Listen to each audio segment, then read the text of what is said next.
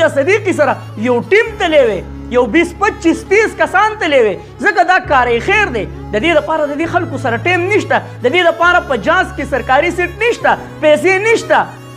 خو که اوس چېرته د دې حکومت د بچ کېدو دپاره لندن ته تللو، برطانیې ته تللو، امریکې ته تللو، نو په سرکاري خرچه باندې غونډ جاز رانیسي او ځي بهر ملک ته. دومره څوک نشته چې دا جواب تر ما پورې راورسوي چېرې په پاکستان کې نن ستا د وجې ټول احتجاجونه دي څنګه چې د حکومت د بچ کولو دپاره د سپریم کورټ مخې ته درنې کېږي. نو موږ کوشش کوو چې موږ د خپل اواز د حق دپاره استعمال کړو. خو که چېرې ستاسو مرسته وي، د آپیا صدیقي خور پوزیا صدیقي یو پیغام جاری کړی دی، په واتساپ ګروپونو کې دغه پیغام روان دی چې پوزیا صدیقي دا خبره کوي چې د امریکې چې کوم حکومت دی نو هغه هم په دې خبره باندې رضا شوی دی چې موږ آپیا صدیقي د قید نه رها کړو، خو په شرط د دې که چېرې د پاکستان حکومت د طرفه څه ریسپانس میلاو شو. نن وګورئ ملګرو، په آپیا صدیقي په دې کیس باندې هم یو مخالفت روان دی. څوک وایي پلانکي کړی دی، څوک وایي ډنګري کړی دی. که چېرې د پاکستان چې اوس دې وخت کې کوم سیاسي مخالفت دي او د کورسۍ د بچ کولو دپاره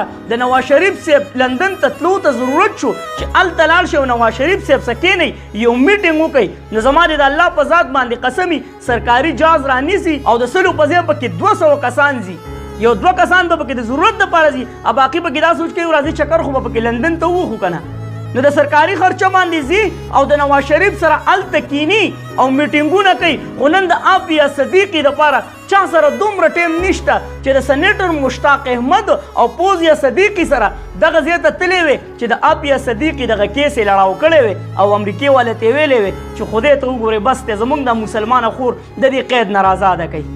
دې حد ته مسلماني را رسېدلې ده. خو هغه ځمکه تودی چې په سر یې اور بلیږي، دا غم زما او ستا دی، بل څوک کله ترې خبرېږي. نو پوزیا صدیقي هم اخر په دې باندې مجبوره شوه چې د پاکستاني عوام نه دغه ریکویسټ وکړو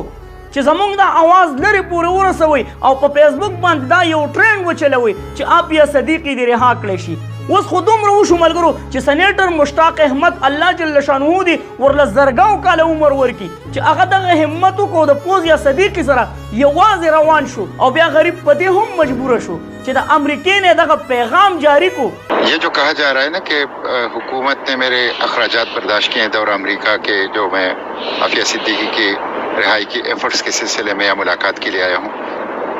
یہ درست نہیں ہے. میرے یہ اخراجات نہ حکومت نے، نہ حکومت کے کسی وزیر نے، نہ کسی مشیر نے برداشت کیے ہیں، نہ کسی فرد نے. میرے یہ ذاتی ایفرٹس ہیں اور میں ذاتی خرچے پہ آیا ہوں یہاں پہ امریکہ. اور یہ اب سے نہیں، میں تو 5.5 سال مجھے سینٹ میں ہو گئے ہیں اور میری ٹاپ پرائرٹی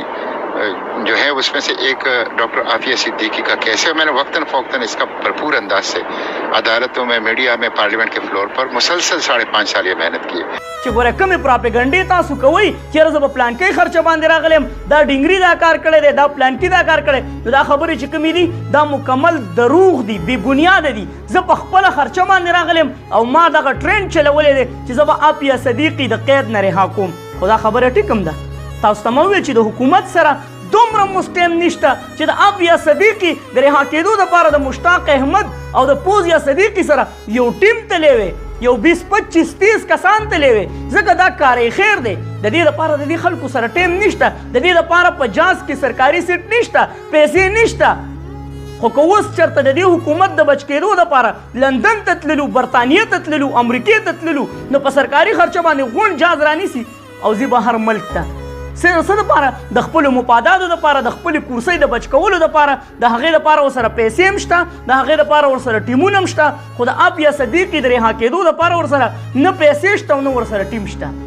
نو پراپګنډې هم ورپسې مه کوئ ښه. دا چې کوم کار وکړو چا وکړو مشتاق احمد چې هغه زنده ثبوت دی او هغه د پوزیا صدیقي سره ملګری شو او لاړی بهر ته په خپله خرچه باندې. که چېرې دې خلکو پکې څه ریاکشن کړی وی یا یې پکې څه کار کړی وی نو دوی به بیا د دغې پوزیا صدیقي سره غونډ ټیم لیږو او هغه به ورسره په خپله باندې هم تلو. دا کاری خیر هم دی. نو د اواز تر لرې پورې ورسوئ. په فیسبوک باندې دغه یو ټرینډ وچلیږي چې آپیا صدیقي کو رها کرو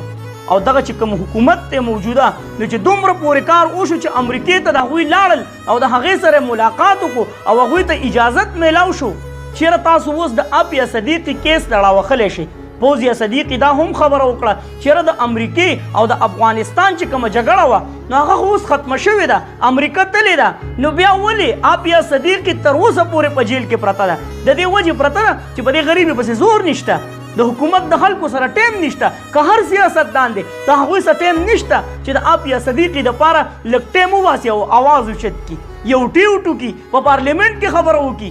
خو حقه خبره چې هغه ځمکه تودی چې په سر یې اور بلیږي خو که نن فوزیه صدیقي په زنانه ذات باندې لاړه نو ولې چې د هغې خور ده د هغې د ابۍ لور ده خپله وینه ده هغه پې دردېږي دا 20 کاله به د آپیا صدیقي په خاندان باندې څنګه تیر شوي او په آپیا صدیقي باندې به څنګه تیر شوي هغوی به هم دا سوچ کو چېرې دومره څوک نشته چې د پاکستان نه په ما پسې راشي د دې جیل دا دروازه وټکېږي چې ملاقات له دې یو پاکستانی راغلی دی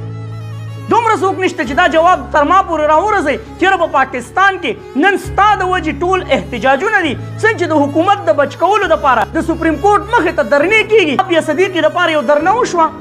یو روډ بند شو سوال نه پیدا کېږي نو الله دې اول موږ ته هدایت وکړي او بیا دې الله جل شانه هغې خلکو ته هدایت وکړي د کومو په لاس کې چې وس دی خو د هغې وس صحیح طریقې سره استعمال نه کوي نو دا ویډیو دومره شیر کوي دومره چې د آپیا صدیقي ټرینډ په ټول فیسبوک باندې روان وي او په کمنټس کې آپیا صدیقي ته ډېرې دعاګانې وکړئ سینیټر مشتاق احمد ته او فوزیه صدیقي ته هم دعاګانې وکړئ چې الله جل شانه دې ورله په هر قدم کامیابي ورکړي او الله دې ډکې منګولې خپل وطن ته په خیر خیریت سره راولي چېرته مې الله مخاد آباد او خوشحاله ساته اخره کې وواس پاکستان زنده باد مسلمان زنده باد تل دې وي آباد دې وي زموږ وطن پاکستان دې و مسلمان دې وي الله په امان